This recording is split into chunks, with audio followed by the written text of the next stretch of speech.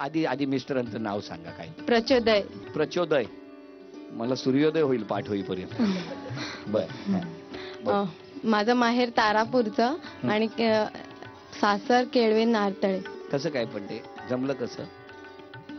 जमलं म्हणजे आमची मामी आहे ना, तिने जमवून दिलं. मामीला काय दुसरी कामं नाहीत लग्न जमवते. तसं नाही, मग माझ्या नंडेने आणि नंडव्यांनी येऊन ते नक्की केलं. नक्की केलं. पण मामीला आमचा नमस्कार सांगा. हा. हो. शुभेच्छा आहेत तुम्हाला. हा. माझं नाव कीर्ती जितेंद्र राजभोई. मी केळवे गावात राहते. तुम्ही काय करता. मी सासऱ्यांच्या जोडीला नवरात्रीमध्ये वगैरे यात्रेमध्ये मदतीला असते दुकानामध्ये हार नारळाच्या.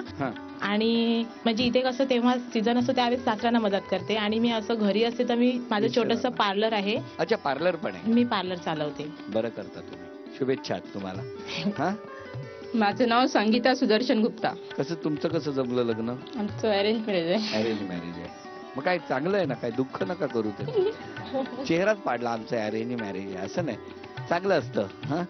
बरं, पण आनंदी आहात ना. सुखात आहात ना. अशाच सुखात राहा, हसत राहा. शुभेच्छा आहेत तुम्हाला. थँक्यू. द्या. माझं नाव वंदना प्रदीप कोरडे. हा. माहेर सफाळा डोंगरी. सासर केळवा.